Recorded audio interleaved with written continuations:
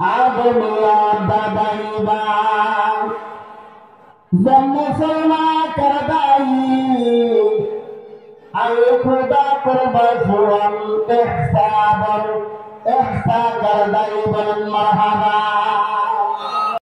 आदमिया दादाईबा जन्मसना करदाई ओ अल्लाह ओ আমার মাবুদ ও আমার সৃষ্টিকর্তা পরওয়ারদিগার আমি তোমার কৃতজ্ঞতা স্বীকার করি প্রশংসা করি শুকরিয়া আদায় করি এই কারণে কারণ তুমি আমাকে হায়ান জানোয়ার পশু পাখি জঙ্গলার বাঘ ভাল্লুক না বানাইয়া শিয়াল কুকুর না বানাইয়া বেড়া বকরি না বানাইয়া আমাকে শ্রেষ্ঠ সৃষ্টি আদম এবং আদমের সন্তান বানাইছে বলেন সুবহানাল্লাহ।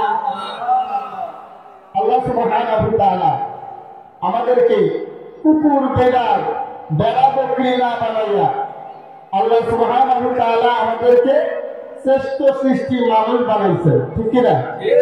আশরাফুল মাখলুকাত সৃষ্টির সেরা জীব বানাইছেন। আজকে আমরা সেই সেরা জীব হইয়া আমাদের আমলের কারণে আমরা সর্বনিকৃষ্ট জাতিতে পরিণত হয়েছি, ঠিক না? আল্লাহর বান্দা বললেন, আল্লাহ তুমি আমাকে শুধু আদম বানাও নাই, আমাকে শুধু মানুষ বানাইয়া তুমি ক্ষান্ত হও নাই, মানুষদের মধ্যে আমাকে তুমি মুসলমান বানাইছো বলেন সুবহানাল্লাহ। ঈমান নামক দৌলত আমাদেরকে দান করছে। আমরা কি আল্লাহর কাছে কইছিলাম আল্লাহ তুমি আমাদেরকে মানুষ বানাও? আমরা আল্লাহর কাছে বলছিলাম আল্লাহ তুমি আমাদেরকে মুসলমান বানাও? বলছিলাম? কোনদিন দরখাস্ত করছি না। আল্লাহ পাক রব্বুল আলামিন আমাকে আপনাকে দয়া কইরা মায়া কইরা মহব্বত কইরা মানুষ বানাইলো। আমার শুধু মানুষ বানাইলো না, মানুষের মধ্যে শ্রেষ্ঠ মুসলমান বানাইলো। हम मुसलमान है मगर हम में मुसलमानी नहीं है, हम में ईमान है मगर हम मोमिन कामिल नहीं है, ठीक है? हम मुसलमान है मगर আমি আপনি মুসলমান, हम में मुसलमानी नहीं है, কিন্তু আমার আপনার মধ্যে মুসলমানের যে আদর্শ সেটা খুঁজে পাওয়া যায় না, ঠিক কি না বলে?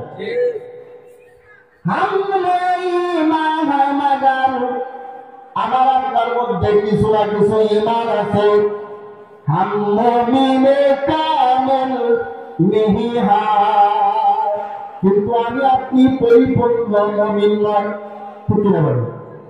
আমি আপনি মুমিন কিন্তু পরিপূর্ণ মুমিন নয়। আমার আপনার মধ্যে ঈমান আছে কিন্তু পরিপূর্ণ ঈমানদার আমরা এখনো হইতে পারি নাই। আমরা যে পরিপূর্ণ ঈমানদার হইতে পারি নাই, তারপরে যে আল্লাহ সুবহানাহু ওয়া তাআলা আমাকে আপনাকে মুসলমান বানাইছে, মুমিন বানাইছে, ওইটা আল্লাহ পাকের দরবারে অনেক বড় পাওয়া, ঠিক কি না? কারণ আমাকে ইয়াহুদি বানাইতে পারতো, নাসারা বানাইতে পারতো, খ্রিস্টানের ঘরে আমার জন্ম হইতে পারতো। আমার আল্লাহ দয়া কইরা মায়া কইরা মানুষ বানাইলো, আবার মুসলমান বানাইলো, আবার শুধু মুসলমান বানায় ক্ষান্ত হয় নাই, এমন একটা নবীর উম্মত বানাইলো যে নবীর সুপারিশ ছাড়া অন্য নবীরা জান্নাতে যাইতে পারবে না, বলেন মারহাবা। ওই নবীর সুপারিশ ছাড়া কোন নবীরা জান্নাতে যাইতে পারবে না। সেই নবীর উম্মত বানাইছে কোন নবী? সাইয়্যিদুল মুরসালিন, ইমামুল মুত্তাকিন, রাহমাতাল লিল আলামিন, ইমামুল আউয়ালিন ওয়াল আখিরিন, বহরে সাদাকা রাহমাতাল লিল আলামিন, سيد الكونين ختم المرسلين آخر عبد فخر الأولين سجود بس رحمة للعالمين مسجد শুধু আমার জমিন শিক্ষার মাঝে হলেন সুবহানাল্লাহ। আমার নবী সাধারণ নবী নারে বাবা, ওই নবী এই জগতের জন্য রহমত, আসমানের জন্য রহমত। আবার এই পাহাড় পর্বত আছে, পাহাড় পর্বতের মধ্যে যত যা কিছু আছে সমস্ত কিছুর জন্য রহমত। সাগরের মধ্যে যত কিছু আছে সমস্ত কিছুর জন্য রহমত। জমিন এবং আসমানের মধ্যে যা কিছু আছে সমস্ত কিছুর জন্য রহমত। এটা আমার কথা না, আমার আল্লাহ পাক রব্বুল আলামিন ঘোষণা করে দিলেন, ও দুনিয়ার মানুষ, ও আমার হাবিব আপনি জানাই দিন, ওয়া মা আরসালনাকা ইল্লা রাহমাতাল লিল আলামিন।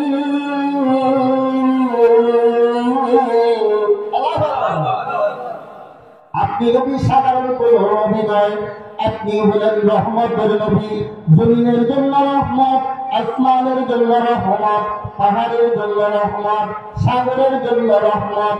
এমনকি গর্তের পুকুরিকা থেকে শুরু করে সমুদ্রের মাছ পর্যন্ত যত সৃষ্ট জীব আছে সমস্ত সৃষ্ট জীবের জন্য আমার নবী রহমত। চিৎকার মারিয়া বলেন সুবহানাল্লাহ। শুধু তাই না রে বাবা, এই রহমাতুল লিল আলামিনের নবীর উম্মত হওয়ার কারণে আমরা এত মর্যাদা পাইছি। অন্য কোন নবীর উম্মত যে পায় সেটা আল্লাহর কুদরতি পায় সেজদা দিতে পারত না।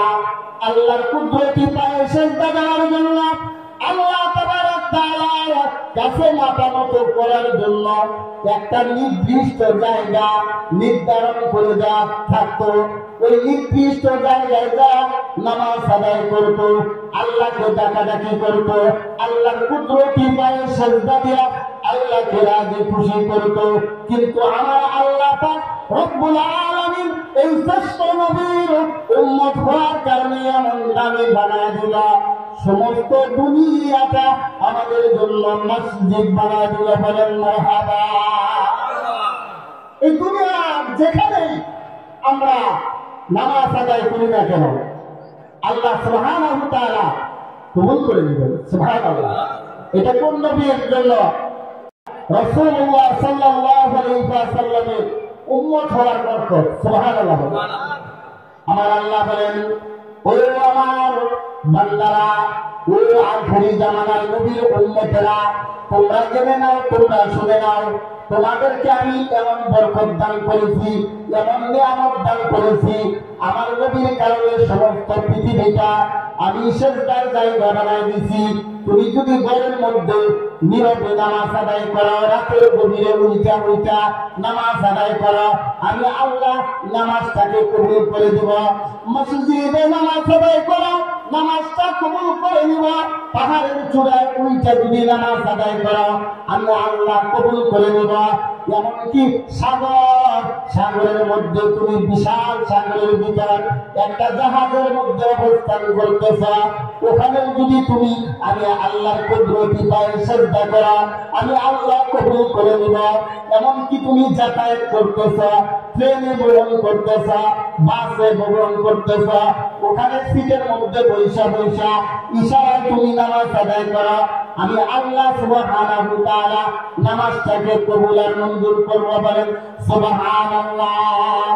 এখন বর্তমান যুগ ডিজিটালের যুগ, বর্তমান যুগ আধুনিক যুগ, কত কি আবিষ্কার করছে মানুষ, জ্ঞানকে রিসার্চ কইরা কইরা এমন সবকিছু আবিষ্কার করেছে।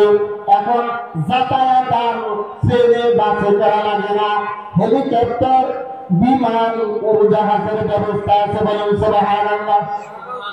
এই উড়োজাহাজের মধ্যে, হেলিকপ্টারের মধ্যে আমি আপনি যদি যাতায়াত করতে থাকি, এমন অবস্থায় মসজিদে আযান দিয়ে দিল, এই জমিনের মধ্যে আযান পড়ে গেছে, এই অবস্থায় নামাজের টাইম হয়ে গেছে, ওই আল্লাহর বান্দা যদি ওই হেলিকপ্টারের ভিতরে জাহাজের মধ্যে ইশারা নামাজ আদায় করে আমার আল্লাহ সুবহানাহু ওয়া তাআলা কবুল করে নেবেন, বলেন সুবহানাল্লাহ। শুধু তাই নয়, বর্তমান জামানায় মানুষ রিসার্চ কইরা চাঁদে ভ্রমণ করেছে, চাঁদের জমিনে গেছে, ওখানে যাইয়াও যদি আল্লাহ সুবহানাহু ওয়া তাআলার কুদরতি পায় সেজদা দেওয়ার জন্য মানুষ কল্পনা করে নিয়ত করে ফেলে, আমার আল্লাহ সুবহানাহু ওয়া তাআলা বলেন বান্দা নিয়ত করতে দেরি, আমি আল্লাহ তোমার নিয়ত কবুল করতে দেরি করব না, বলেন সুবহানাল্লাহ। এটা কোন নবীর বরকত? আখিরি নবীর বরকত।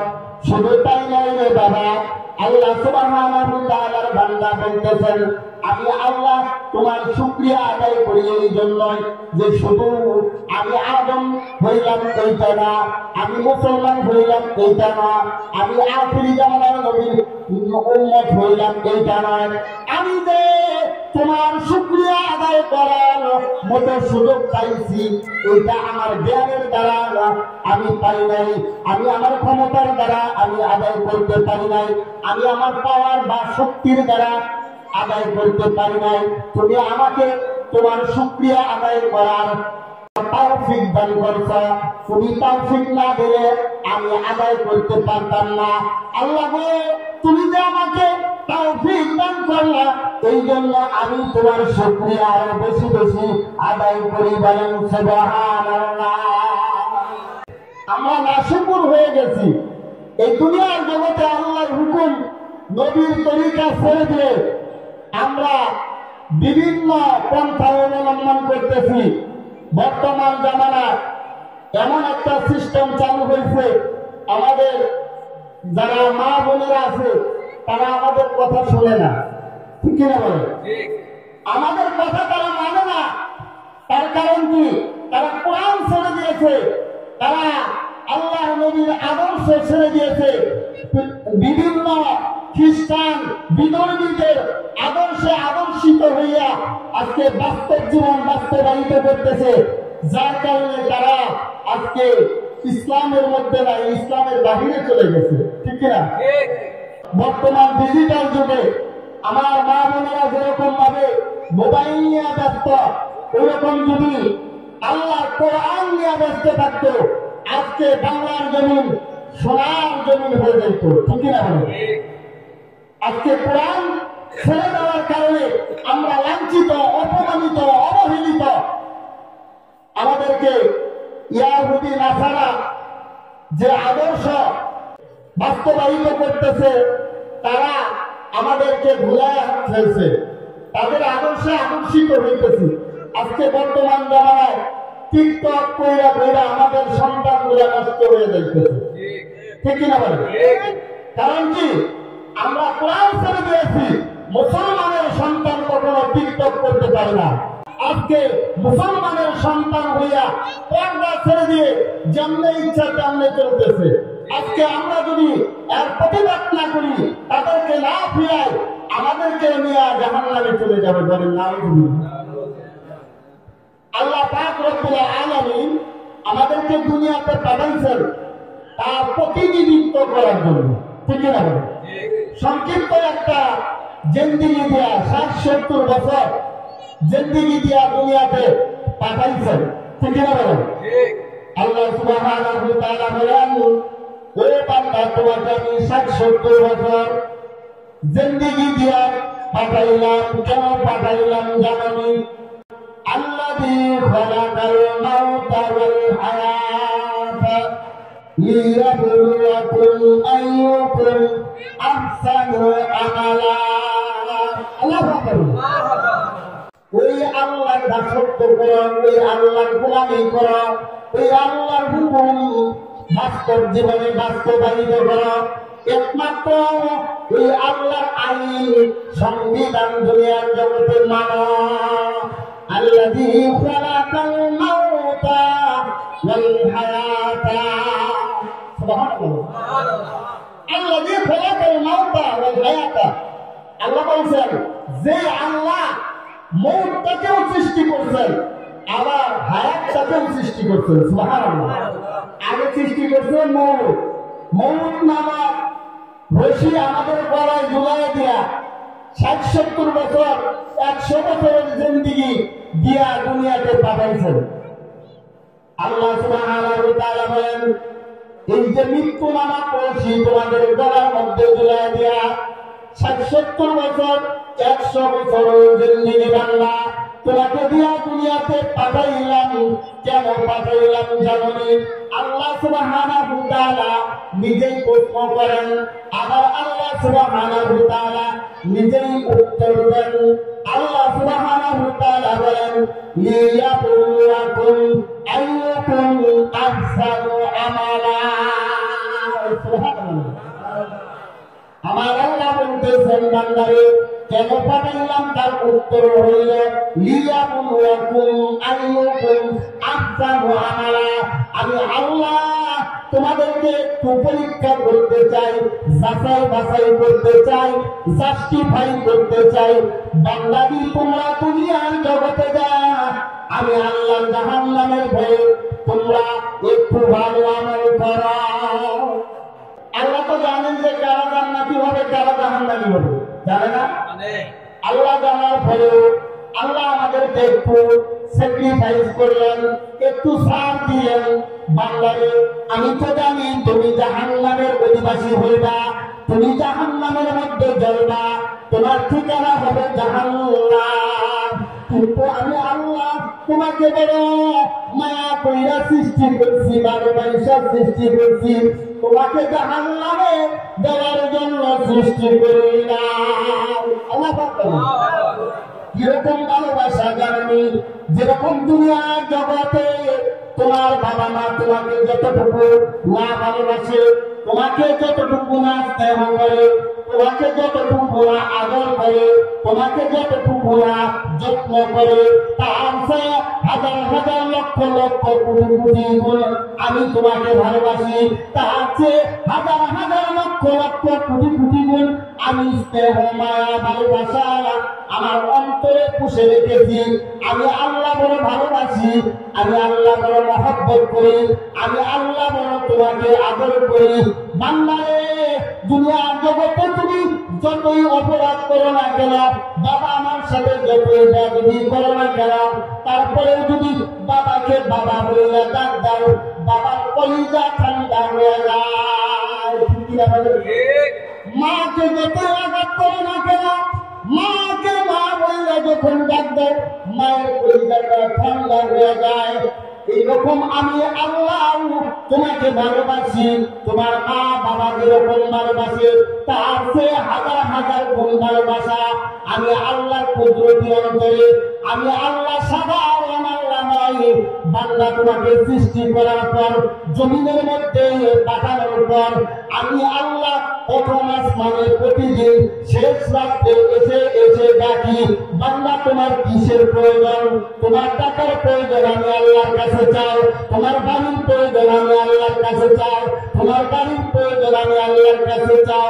বান্দারে যতই অপরাধ করস না কেন, যতই গুনাহ করস না কেন, গুনার কথা বাইবা যদি আমি আল্লাহকে একবার আল্লাহ বলে ডাক দাও, আমি আল্লাহর কুদরতি অন্তর ঠান্ডা হয়ে যায়, আমি আল্লাহর রহমতের দরিয়া জোশ লেগে যায়। বলেন সুবহানাল্লাহ।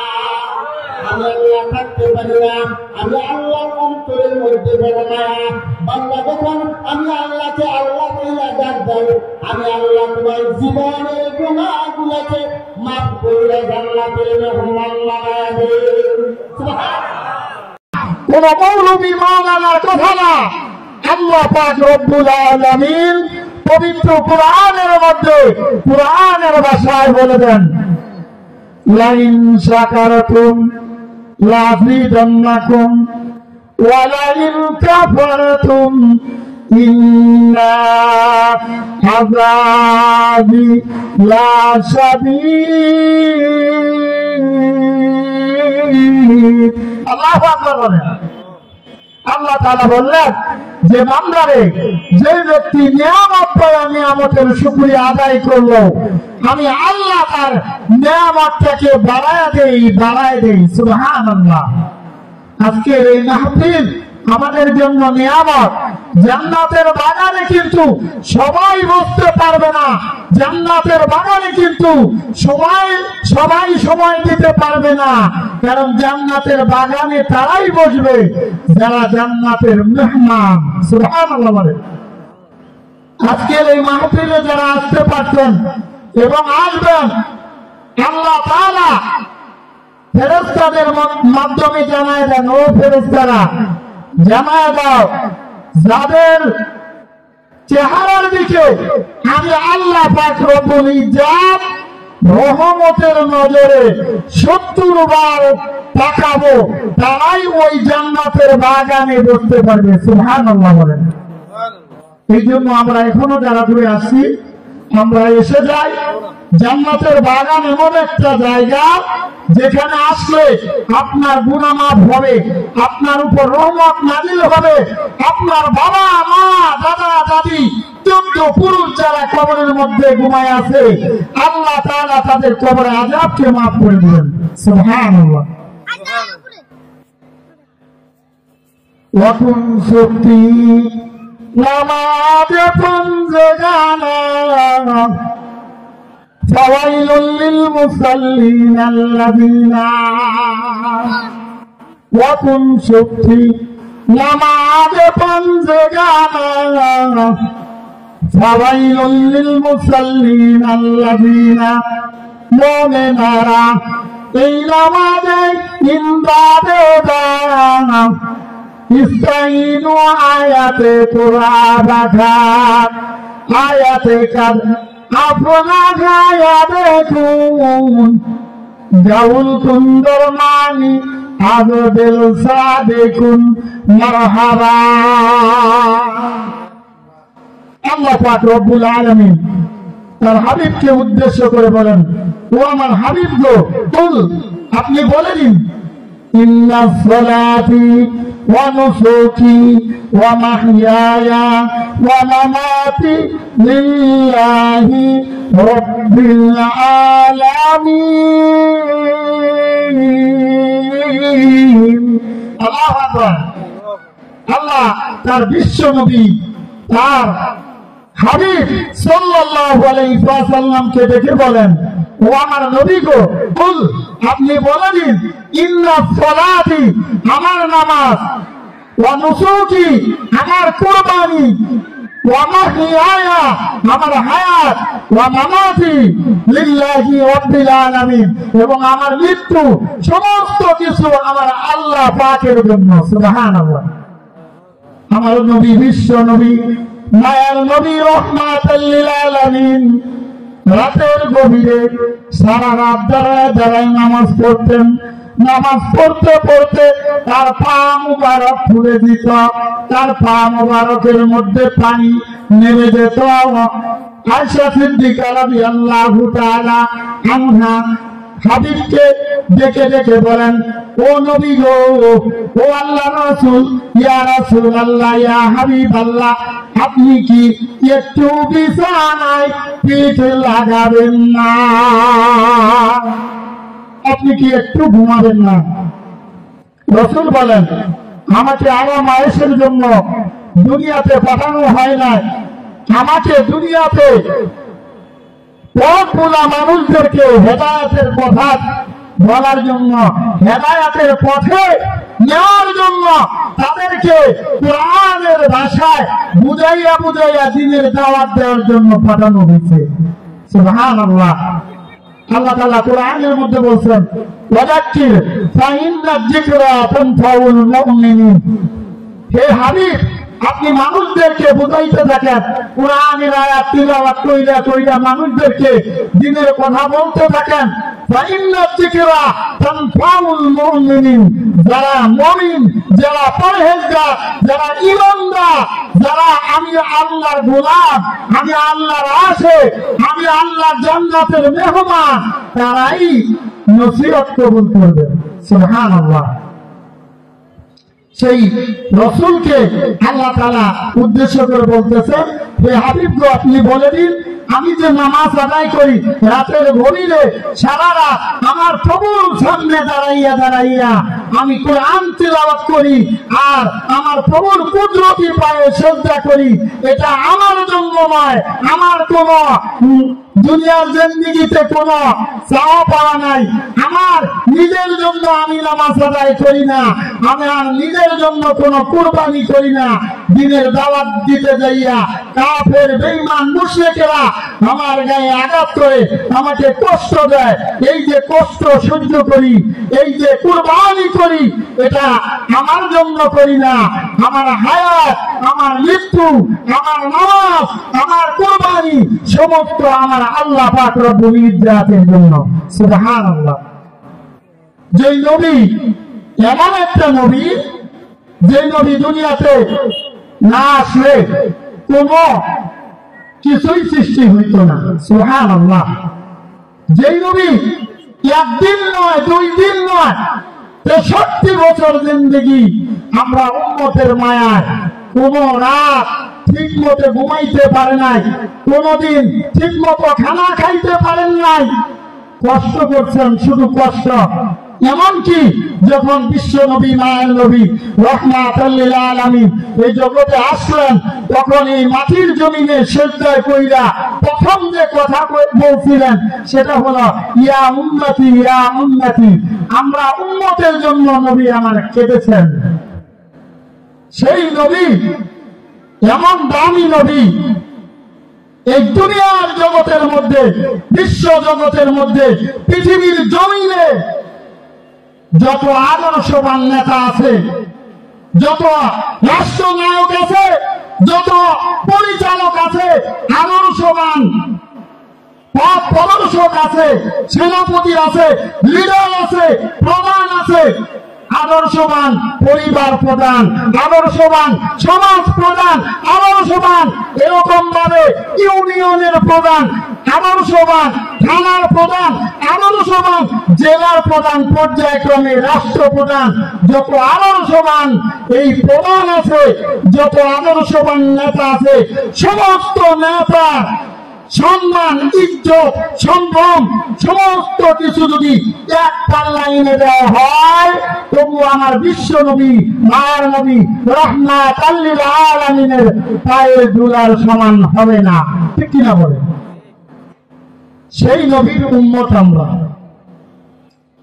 যে নবী মৃত্যুর আগেও বলছেন নামাজ নামাজ নামাজ, আর আমরা সেই নামাজ পড়ি না, নামাজ ভালো লাগে না, আমরা ইমানদার দাবি করি কিন্তু নামাজের ধারে কাছে যাই না, মসজিদ ভালো লাগে না। রাসূল সাল্লাল্লাহু আলাইহি ওয়াসাল্লাম বলেন, যেই ব্যক্তি আল্লাহর সন্তুষ্টির জন্য, আল্লাহ তাআলার সন্তুষ্টির লক্ষ্যে, আল্লাহকে রাজি খুশি করার জন্য একটা মসজিদ তৈরি করলো, আল্লাহ তাআলা তার জন্য একটা জান্নাতে ঘর বানায় দিবেন। সুবহানাল্লাহ। সেই মসজিদের প্রতি আমাদের ভালোবাসা নাই, মসজিদে যাইতে আমাদের মন চায় না। কারণ কি? আমরা গুনাহ করতে করতে আমাদের অন্তর এমন নষ্ট হয়ে গেছে, এমন অবস্থা হয়ে গেছে, আমাদের নামাজ ভালো লাগে না, আমাদের পর্দা ভালো লাগে না, আমাদের মসজিদ ভালো লাগে না, আমাদের ইমাম সাহেব ভালো লাগে না। ঠিক না বলে? ইমাম সাহেব যারা আছেন তাদেরকে মসজিদ থেকে ফেরানোর জন্য বিভিন্ন পায়চারা করিয়ে নেন, এমন মুক্তাদি। অথচ হাদিসের মধ্যে আছে, আসমান থেকে যদি একটা রহমত নাজিল হয়, সর্বপ্রথম ইমামের উপর নাজিল হয়, তারপরে মুক্তাদির উপর নাজিল হয়। সুবহানাল্লাহ। আমরা মুক্তাদিও হইতে পারলাম না, ইমামকে মহব্বত করতে পারলাম না, মসজিদকে ভালোবাসতে পারলাম না, মসজিদ বানাইতে পারলাম না। মসজিদ যদি না বানাই আমরা নামাজ কোথায় পড়বো?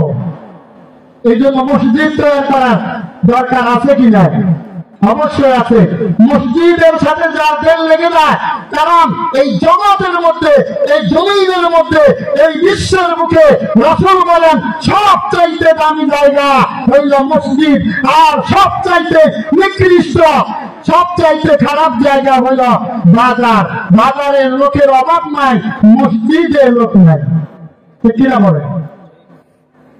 সেই মসজিদের ভালোবাসা অন্তরে ঢুকাইতে